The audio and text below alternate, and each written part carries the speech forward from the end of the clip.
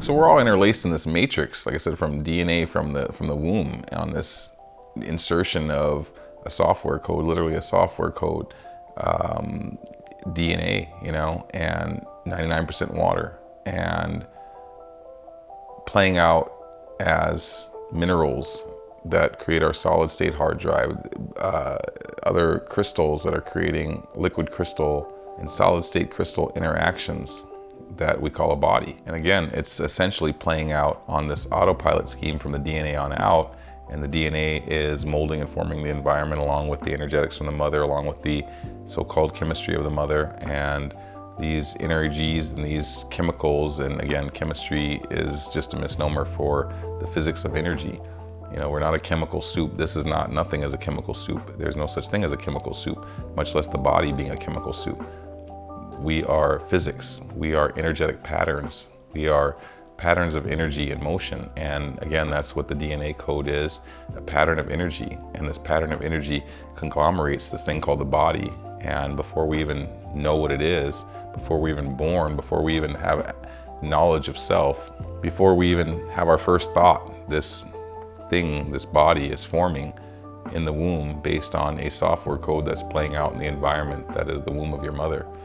And this code continues to play out whether or not you're aware of it or not, and whether or not you're understanding that this code is what life and consciousness is, and it's a water code. And we believe that we have choices, but we are really a conglomeration of our patterns of energy, and that is going to determine our choices from the DNA onto the imprints of the environmental energetics that we are exposed to and molded and morphed by. And that's why they call it the morphogenetic field. Not only the unseen energy or the unknown energies that form us, but we have rather known energies that are forming us as well, and mutating us and affecting us, from the sun down to the Wi-Fi environment.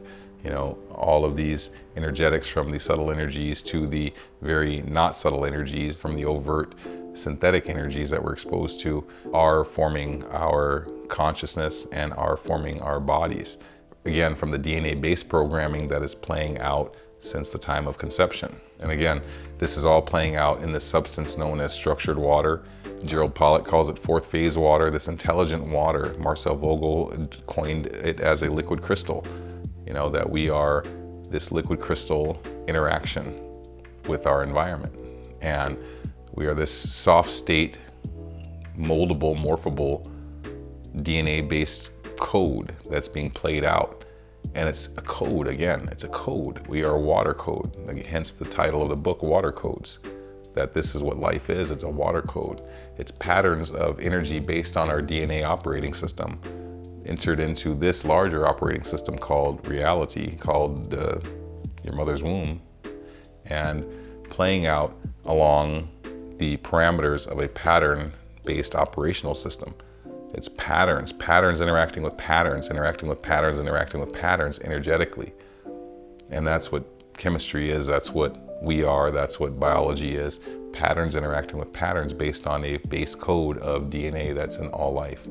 Now, all life, again, processed as water. That's what we are. That's what all life is based on. And the consciousness of life being the secret of all secrets. The most unknown question of all biology is, how is consciousness created? And I've posited in the book, The Water Codes, that water is a fractal antenna computing system that is the mechanism that creates consciousness. That these patterns of water are acting as antennas, receiving and broadcasting information of our code, of our DNA water code. And this expression is the energetic envelope, the aura, the system of energies that evolve the body or that revolve around the body and that energetically continue to pick up information from the environment and process it, bring it back into the body, received by the water and processed by the water in patterns. So we're these evolving codes. And again, free will is a misnomer. You know, water wants freedom. Water flows to the points of least resistance, flows downhill. There's currents, there's streams, and this is what humanity is this water current, this water stream that is seeking the path of least resistance, seeking the good path, not the evil path, not the one that causes resistance, not the one that causes injury or pain, not the one that is unpreferential, seeking the preferential, easy paths. And not always the easy path, but always the green destiny. That's what water is doing. We are this water. Everybody has this in them. Everybody is this. Everybody is this pattern-based computing system processing its environment, and everybody is within a larger pattern-based computing system that is processing it, processing the DNA, processing the being known as self. It's the universal computing system, the universal consciousness, evolution, the universal processing system that many scientists now are understanding that this is the way it works, that we are in a computer, that we are in a matrix, a computer, a system of processing. And the missing link to these guys, I've even been told by one of the great scientists that have really understood this, that water is the missing link, that life is being processed along with everything else, but how is it being processed? Well, it's being processed through water codes. This is the missing link, the book, The Water Codes, the information, my discovery, and I tell you this, my discovery that water is a fractal antenna that is acting as, or that is the mechanism of consciousness. This came from a meditation. I knew much about water.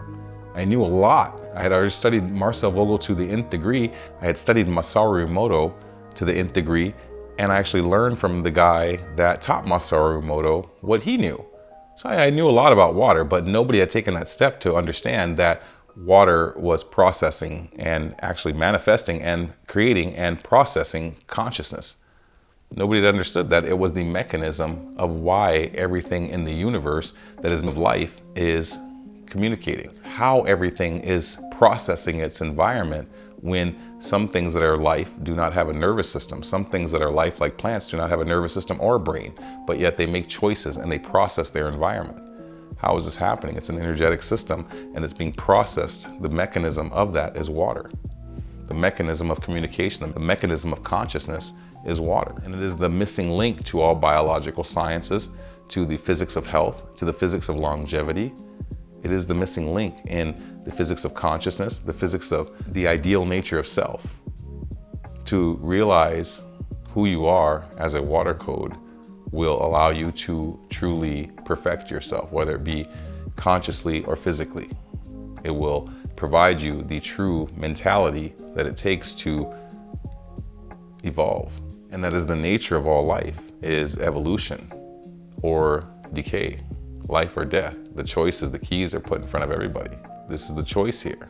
You will do the things, you will take on the notions, you will live the truth, or you will decay from lack of knowledge and lack of understanding, lack of will to be the truth, to do the truth, to live the truth.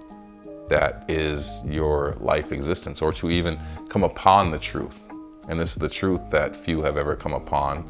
And that's why I make this video, because even though I put out this Water Codes book 10 years ago now, It has 5-star reviews. It has amazing reviews, and it's still not anywhere near a bestseller, of course, but it should be.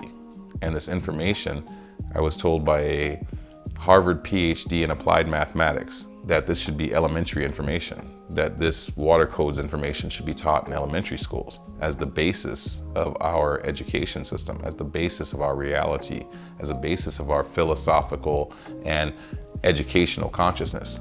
And it is the basis of our theosophical, our religion, our religious consciousness. And it always has been, always will be. And that's the doctrine of perfection. And that's where it turned into the water codes, as more of a scientific basis to the philosophical and theosophical realities that I was presenting, or that I was coming upon understanding. In the 10 years since I've printed this book, I have done nothing besides correlate it. It's the truth. This download that I got in meditation that allowed me to correlate scientifically what was going on in the body, what was going on in all life, what was going on as the mechanism of consciousness that has been the missing link to all biological sciences, as I've said. So as the universe is a code, as the matrix is a code, a computer code, a processing system with parameters, with physics, with laws, with reality, with seeming reality, we can look at what this seeming reality, what this illusion is doing, what this persistent illusion, as Einstein said, is actually doing. Qualitatively and somewhat quantitatively, we can understand it both in an experiential and a mathematically chartable way, what the universe is doing in a very profound way. Now, what it's doing is that it's processing life. It is evolving and processing life, communicating, evolving, processing life. Again, recycling it if it doesn't evolve to the parameters necessary for life, for continued life. What we see in the universe is that diamonds are forever. We see that crystals are forever. We see that gems are forever. We see that these things are everlasting. Why are they everlasting? Because of their perfect physics, their perfect crystallographies, their perfect patterns that interact perfectly with the energetic scheme, with the energetic patterns of all of reality, including the stars above, the earth below. These crystals sit somewhere in between and do not decay, do not age. Diamonds are forever. Gems are everlasting. Why is this? Again, perfect crystallographies, perfect patterns that hold up to the waves and the impedances, to the waves and the so-called chemical decay mechanisms that most things decay by. The weather stress, the nature stress, these things hold up. These entities, these beings known as gems, hold up better than anything. They say the earth is 4.5 billion years old. Well, it's made of gems. However old it is, it's made of gems, and they're everlasting. And the same thing as the oldest and most coherent structures in reality, gems. So again, the nature of reality is showing us that gems last. And we are these liquid crystals that have gem-like properties, or denatured gem or destructured gems or demented gem properties, that we have these properties of perfection, of crystallography, of gem-like plutonic solid crystallographic perfection within us, from our blood to our bones to our DNA to every system, every organ, based on these patterns, if it is to be everlasting. And otherwise, there's lesser patterns, demented patterns that it takes on. And this results in a demented energy emission, because we are beating heartbeats and we are beating biorhythms, brain waves out through these water-coded systems, these coded systems known as water. And they act as a filter to all of our waves. So we're not only living that, we are emitting the DNA and the water-coded structure that we are. We're emitting energy through these patterns, and these energies are affected by these patterns, and these energies are being made by these patterns. Water itself is putting out frequencies, And so the water that composes the organs and things like that are all these patterns that are interacting with other patterns energetically, and most of all, our own consciousness 24/7, our own biorhythms 24/7. Our water codes are being affected by these thoughts, these rhythms, these biorhythms. And either they're coherent or not. Either they're waves that are in positive, life-breeding form and function, or they're waves that take apart life, tear apart cells, that destruct nature, that destruct life. So these are the two types of waves that are present, and everybody is somewhere in between, you know, these types of destructive and coherent waves. And the more that we can be coherent, the more that we can have functional waves in our aura systems and our biorhythms. This is the stuff of nature. This is the stuff of crystallographic nature. This is stuff of gems. And this is what's actually formulating our water codes into these parameters that you see here, of these different feelings, and these different feelings that create different biorhythms, and these different feelings that create different so-called chemistry in the body. Well, it's not chemistry, it's patterns of energy. It's liquid crystal patterns of energy. And these patterns of energy, known as water and known as the liquid crystals that we are, these patterns can exist, like I said, in demented forms or very non-entropic, non-decaying life structures. Living liquid crystals that are in gem-like patterns of perfection that are essentially everlasting, and that essentially create vibrations, frequencies, patterns of energy coming off of these water crystals that formulate, that literally inform other life systems and give those life systems higher form and function based on the wave patterns that one may emit from its mind, from one's mind and one's body and one's heart and one's biorhythm and one's aura. Again, since we are this water, the choice is crystallographic or demented systems. And this is, again, how you're interacting. And this is how your environment is interacting with you, the waves of energy that your environment is made of and consists of, as well as the intent, as well as the frequencies that one is essentially manifesting, you know, and that their bodies are putting out based on these patterns, you know, based on the patterns that we are, based on the patterns that we're living. And we have this form and function that is based on these crystallographies. Like I said, we don't have a free will. The crystallographies, the patterns of energy that we're made of, are composing what we know as thought, are composing what we know as choice, are composing and emitting what we know as action. It's all a water code. It's all a water process that we experience within this life body as a soul, as this consciousness that has some effect on this body as a thought, as a interactive force within this coded DNA water system. But again, the water system is determining, and this water system is determining based on patterns and how those patterns interact with the larger grand scale environment and the energetics of the larger grand scale environment. So these patterns, we have a choice. Our choice is to live in structure or demented water natures. Structured, highly functional, highly coherent, will emit coherent patterns of energy, will receive coherent patterns, will receive the highest frequencies based on the fractal antenna nature that water is. The more crystallographic it is, the higher frequency that it is, therefore the higher the frequency that it's corresponding with. So if you want the most high frequencies, if you want the best downloads, I call it the access to the super top secret Christ information, you know, the prophets level. This is why the prophets are the prophets. Water structure. This is how we're communicating consciousness from this realm, that realm, any other realm that there are, any other dimension that there is. This is how it's communicating through the fractal antenna nature of water.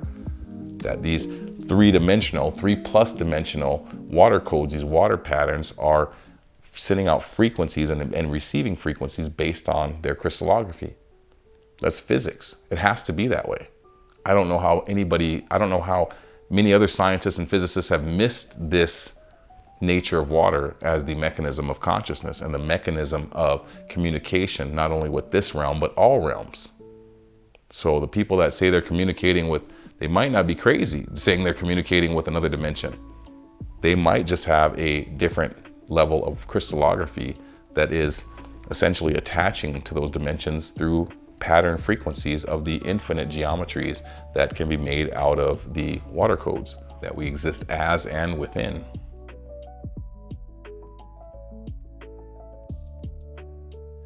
The universal scheme is to evolve consciousness, is to evolve this thing called life through DNA patterns.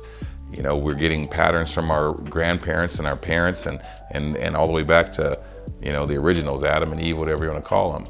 And these patterns have changed and mutated based on the sun and based on the waves of the earth and the morphogenetic field and interactions and sin and energy frequencies that we're emitting on each other. We're always evolving each other through these patterns of energy that we're all meshed within. And this is the process of nature, is what is truly going on. People can conjecture if Jesus lived or not. You know, people can conjecture if the sky's up or down, or if the earth is flat or not, you know, but they can't conjecture that this is the pattern, the process, the physics that water is doing. Whether or not we like it or not, whether or not we want to admit it or not, whether or not we know it or not. This is the physics that water exists by. So this is the physics that we exist by. And in our existence, we have, again, a choice to live in these demented states or in these crystallographic states based on our environment and our own conception, our own thought, our own emotion, our own feeling, our own understanding, our own truth, our own beingness, our own conception, our own continual conception of self. How you formulate yourself when you wake up, how you formulate yourself in between, going to bed, when you're formulating yourself again. When you're thinking about who you are, when you're thinking about when you wake up in the morning and who am I again, where am I again, and you start to formulate who you are again. And this is the nature of our interaction, our personal, soulful interaction with who we are as consciousness, as water. And again, this is continually evolving. This continual dance with water, DNA, and nature, environment, you know, this morphing of the gene code into the morphing of thought, into the morphing of being that we're experiencing, called life, is determined by the crystallographies that you are inherently encompassed by, that you're inherently creating, in yourself and others, that your environment's inherently creating in you, that your DNA is inherently trying to progress to your environment, to your beingness, and then to your environment. So this process is through and through all of nature, and we have a choice. Again, diamonds are forever. So if you want to be gem, you will live by these processes. You will live by these so-called positive life affirmations when as you continually formulate yourself and reformulate yourself day by day. I found that the most important ones, or I had the epiphany that the most important ones were, as Jesus and other avatars have taught us, the patterns that are associated with love, thanks, and forgiveness. This is the doctrine of perfection. That if we realize what nature's doing, if we realize what God's doing, the nature of nature, the reality of reality is doing, if we realize what the grand energetic scheme, the cosmic background radiation, the cosmic nature, the all is doing, if we realize this, that all is manifesting all by all's decision, all's will, all's energetic information, energy and information, that all is doing this, that God is doing this, and that this is what it's left us in, that this is what our choices are based on, that we can live in, you know, an emotion or a logic-based reality. And that's this tree of knowledge kind of thing, or this feeling based, we are as our own gods kind of thing, or we can live in these patterns that are the fundamental laws of nature. We can live by self-rule, or by community telling you the guidelines of what's good and what's bad, or we can live by the scientific proof of what is good and bad, what is life progressing, what is non-entropic, what is diamond, what is gem, what is forever, what is the everlasting physics, the true physics of reality, or we can live by what is the physics of decay. We can live by incoherence. We can live by misnomers, mistruth. What's a mistruth? It's a demented aspect of reality, a mistruth, a sin, a missed point. So I say when you're drawing a picture, or say those little connect the dot pictures that we did when we were kids, connect the dots. If you start connecting other dots, and if you don't follow the lines and the numbers and everything else, you end up with a pretty demented picture. And that's what's going on with crystallography. That if people are sinning, they're missing the mark, and they're missing the point of reality. And they're getting this demented picture, which then forms their mind. Their mind is literally 98% water, and it's water structure that is being formulated based on their synapses, based on the energetic fields that are created from entropic thinking, from negative thinking, that they are this water pattern. Their DNA is trying to hold them in consistency. Their environment's even stars of the universe are trying to hold them in some sort of consistency. But their choice in this water code, their spiritual, soulful choice, is to lie, or to sin, or to be demented, or to do things that are of decaying, entropic nature, debauchery, what we call evil. That's their choice. When this is the result, this is the physics of it, and the physics of the every organ in the body is going to be affected by these patterns that you're now inducing on it because of your thought process. That's where Jesus said that the sin isn't to do the thing, the sin is to even think the thing, because you're already emitting these frequencies that a lie detector can even pick up. We have lie detector tests that pick up when somebody's, telling a lie. That can tell you when somebody's telling a lie. And this is because the body goes through quite an electrolysis process when it tells a lie. It's at a steady biorhythm, and then it goes through this zzz, and the machine picks that up. And we feel it as a little stress response in our own body, but the machine picks it up as this vast energetic interruption to the body. And so if a person's living in these misnomers and lies, their body is not in these coherent waves anymore. Their body is electrocuting itself from the brain and the heart and everything else that's associated or that becomes a part of this lie. And it's registered by a simple machine called a lie detector test that we've had since the 50s or something, that can detect that there's this altered biorhythm in the body, a greatly altered biorhythm, or like I said, it's akin to the body shocking itself. And that's the brain and what the brain's doing and the stress that the brain's under. And that's why pathological liars have different brain chemistry, different brain synapse function, different things going on MRIs. It's clearly chartable, clearly scientifically persistent that this causes that the different mind states that a person exists in is going to cause a physical change in them. Everything is mind, everything is energy, everything is information. So this is how we're processing it. We're processing from the perspective of love, thanks, and forgiveness. And of course, all of the other so-called positive crystallographies. But again, I feel that the avatars taught us, love, thanks, and forgiveness. And you can think about that, you can ponder on that, you can meditate on that forever about how these avatars were teaching us this. From Buddha to Krishna to Jesus, and many others, all teaching us these same parameters and showing us that this is what life was really about.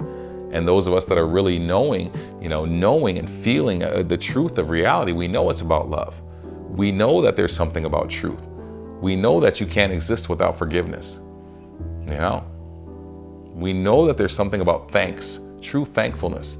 And so this is the physics that we are within. This is the physics of our reality, our consciousness, and it is related to these high-level philosophical understandings of life, or these high-level perspectives on how life should be led. These levels of perspectives of how life should be led, that some people really believe you should go about it and greed and con people and steal from people and lie to people. And it's like, this is what they're going to get more of. This is what's inevitable. This is their water code. This is how they judge themselves. This is how their water is made based on what they're doing. And this becomes them. It becomes the cancers. It becomes the, I don't want to diagnose anything, but it literally becomes every disease that we know. It's the karmic influence that causes every disease. It's not a random thing, disease and disorder and mental illness. This is all a matter of water structure. And so when we talk about the doctrine of perfection, what are the parameters of perfection? Again, gem is perfection. The tree of life, gem, is perfection. So what we are to live is perfection. How do we get to perfection? We are probably demented water crystal structures. Most people, before they wake up to this or similar information, who are living by worldly standards, are in quite demented water structure based on the chemistry that they're inducing and the energetic physics that they are surrounded by and living. Like I said, an epiphany that told me, or that relayed to me, that love, thanks, and forgiveness, that everything in your life should be centered around the axis mundi of love, thanks, and forgiveness. Really, it's not even the axis mundi. The axis mundi is the truth, because love, thanks, and forgiveness revolve around the truth. So you will see the truth when you are computing, processing, engaging your life through the parameters of love, thanks, and forgiveness. And not just to yourself. Love yourself, thank yourself, forgive yourself, love everybody around you. Love them, thank them, forgive them. Love God, thank God, forgive God. Forgive God for everything you ever blamed God for. Every time you've ever said GD, every time you've ever, every time you've even misjudged your reality as something negative that's led to a positive thing. We've judged God even in our tree of knowledge, false judgment of our reality, false understanding, illusion, false understanding of this illusion. And this illusion is based on the parameters that, like I said, all the avatars told us. And if we are to live love, thanks, and forgiveness, we will see rapid evolution towards the positive nature of nature in our lives, the positive reality, the green destiny. This is the keys to get there. This is the keys to heaven and hell right here. It's called water codes. That we have the opportunity to take ourselves to hell in this life through our demented thinking and our karmas that will result, the energetic interplay that we will admit onto our environment and that we will receive back, the law of nature called the secret that many call it. It's the law of magnetism. We interact with our environment energetically, and it literally manifests and brings things because we're living in this interactive matrix of manifestation. So it's not really a secret anymore. This is physics. This is the way it works. And we are to live as gems, as the 12 gems of the 12 tribes. We're to live as, this is what God gave the 12 tribes, his chosen people, said, hey, and it was more than a symbol. It was the physics of reality that he was giving them. He was giving them the 12 crystallographies that are the structure of reality, the structure of everything in the known universe. And I would attest to the unknown universe as well. It's all crystal, it's all gem, it's all structured patterns that we know as gem. And those are the ones that live forever. Those are the ones that pass through the rainbow bridge. Those are the ones that make it to heaven. Those are the ones that can see God, perceive God. Those are the ones that are the prophets. Those are the ones that have the intelligence because they're informed. They're informed, so they will have the intel of all of nature, of God, of the Akashic records, of the stuff of the prophets. It's physics. So live love, thanks, and forgiveness. And that will evolve you to seeing the truth. Whatever the truth is about your life, whatever your DNA truth is, whatever your beingness, whatever your situation. For example, if you're having conflict with your lover, your wife, your husband, live the love, thanks, and forgiveness pattern and watch how your relationship evolves. And watch how the universe will show you the truth of that situation, whatever it may be. Love it, thank it, forgive it. Forgive yourself about it, love yourself about it, thank yourself about it. And every situation, everything that comes up, if there's and live it for more than a day, watch it for a couple months, or a month, or whatever the situation calls for, in the sense of you're going to see these rapid evolutions and these rapid changes in the person, the things, and the reality. You watch this matrix shift when you begin to live love, thanks, and forgiveness. And when you practice those, you watch this matrix shift all around you continually, and the truth begins to be exposed to you. When you watch it shift, when you watch things change, when you watch your lover change, when you watch the things about your lover and around your lover and the things they're doing and everything else, because you're truly living love, thanks, and forgiveness with them, you will see the truth. Maybe the truth is you should have never been with him or her to start with. Maybe the truth is that it was all your fault and everything's changed now. Maybe they forgive you because you live forgiveness with them of something that they've been mad at you for or doubting you for or whatever, because you picked it up and they understand that you're now living the nature of nature as love, thanks, and forgiveness. whatever the reflection may be in your environment, you change your frequency based on these high-level crystallographies, and you start becoming and emitting these crystallographies, these patterns of energy that come from having and formulating these gems, these crystallographies of yourself in yourself, and the frequencies that that creates of you, and the interaction that your environment begins to have with you and begins to resonate with you and begins to resonate into your life and draw and magnetize into your life and repel and oppose other things in your life as force fields, as energetic force fields, as auric systems, as the secret, the law of attraction. All these things are based on this frequency that you're putting out, and the frequency is based on the water codes that you are and the thought conception that you carry. And that's the water codes. That's the mechanism of consciousness. That's the secret of secrets. And living love, thanks, and forgiveness is the doctrine of perfection. And it is a part of the Church of Perfection. It is the nature of the Church of Perfection. It's the foundation of the Church of Perfection. That we will cease to judge God. We will cease to judge each other. We will cease to judge our environment as anything less than perfect. But we, as conscious, preferential beings, that we have preference to live this or to live lower states of crystallography, of patterns. And this pattern interaction is what's determining everything. And until we perfect our minds, we don't see the truth. Until we perfect our minds, we don't live the truth. Until we perfect our minds, we have no truth.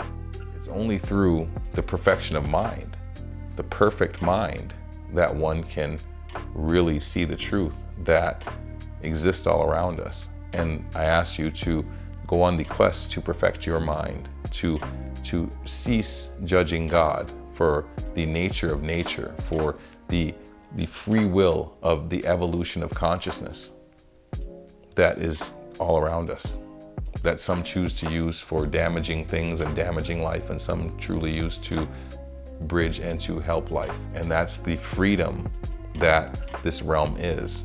The freedom of duality that this realm is, for dueling natures to oppose and to compose, to fight and to mate.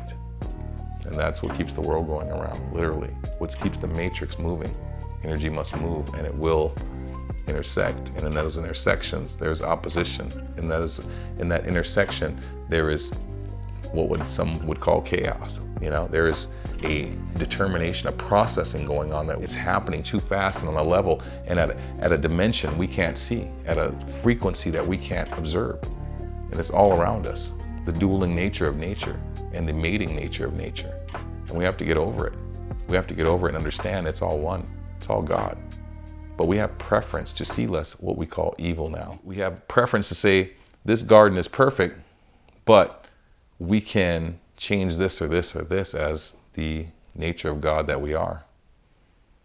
And as the nature of God, we have the power to kill and send to hell, or we have the power to breed and bring life and bring others up to the heavenly realm of mind and of soul. And living love, thanks, and forgiveness has led me to that truth. There's no science that could bring me to this truth. There's no science that could bridge this level of understanding from where I was to this level of understanding. There's no science I can point you to. There's no teacher I can point you to. That's why I put out this video. I say Wayne Dyer was the closest to teaching perfection. And he passed away living it, living like a rock star, living his choices, living his freedoms. Because he understood it was all God and it was all perfect. So it frees you. It frees you from these conceptions of what the duality has made. It frees you from the negativity, the stress hormones, the toxins, the ill states of mind, the dementia, all these things that come from stress of misunderstanding, stress of judging the illusion falsely, stress of judging God's work, God's plan, God's action, the nature of nature, because we see things around us that are impreferential to ourselves, things that we don't prefer, things that we have been taught are evil, things that we have been taught are the worst things in reality, when really there's far worse than anything we've ever seen. So these are the preferences that we observe, and we have a knowledge to tell us that we have so-called choice. We have a knowledge to tell us that things are imperfect, or that things are bad or evil. And that has to shift, this knowledge, this judgment, because God's obviously doing all these things for a reason. He's allowing, if you want to call it the devil, to do these things for a reason. Do you doubt the plan of God? So how is anything that you don't like any less perfect in the plan of God than the things that you do like? It's preference. And then it's judgment. You're calling it evil. You're calling it bad. You're calling it imperfect. You're calling it silly, stupid, dumb, whatever. You're calling it illogical, whatever. It might be illogical, but in the mind of God, it's obviously illogical. It's not stupid, it's not dumb, it's all a part of the plan. Everything, every hair on your head, all a part of the plan. Every evil murder, every bad thing, every rape, every killing, everything. It must be all in the plan. There's no such thing as random. There's no such thing as chaos. It's broken theory. It's not even good theory. And when we learn to live these patterns, we see the nature of nature. We see the nature of God as all possibility. All possibility. And like I said, we haven't even seen the worst of what's possible. Think about it. So God's allowed us glimpses into what we're actually capable of as His children, as gods. Jesus said, "Are ye not as God?"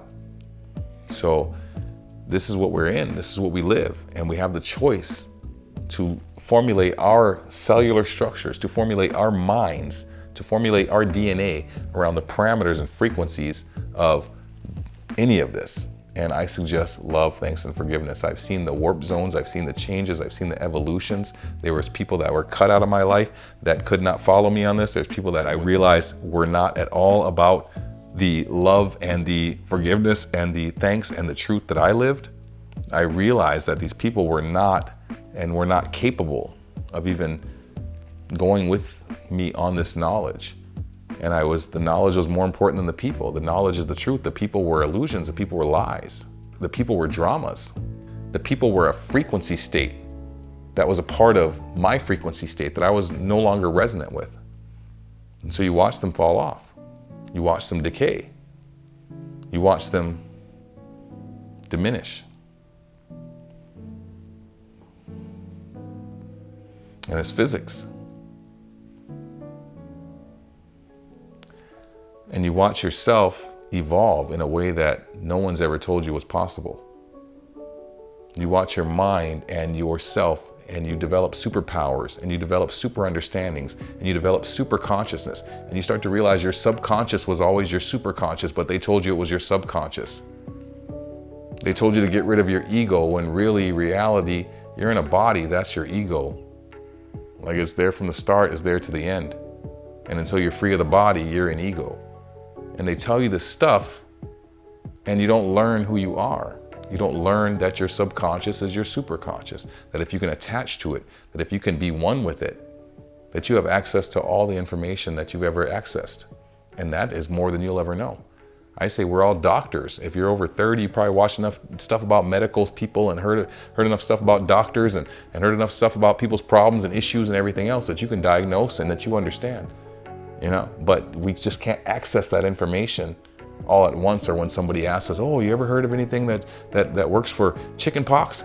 It's like, yeah, we've heard of it, but then you can't access it when you need it.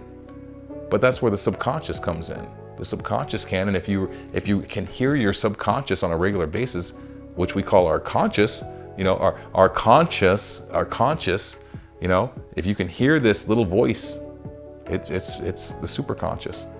And this little voice is formulated by your crystallography. It's the patterns that you exist by. This is the pattern interaction that you have with all of nature. It's the nature of nature speaking to you at the deepest, most fundamental levels that's ingrained below and beneath and underneath and inside of all this other stuff that is layered on top. All the other parts of your mind and brain that are layered on top of the subconscious, which is really the superconscious, which is the good guy inside. The good guy inside of everybody. The nature of God being endowed in every man is there.